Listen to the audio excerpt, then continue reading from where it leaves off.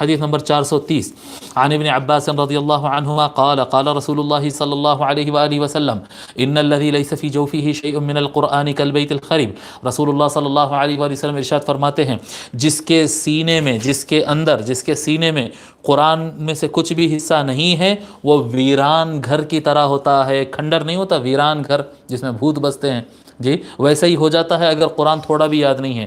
لوگ جو ہے پوری زندگی قل هو اللہ احد پہ گزار لیتے ہیں، نہیں، اس طرح سے نہیں کرنا چاہیے۔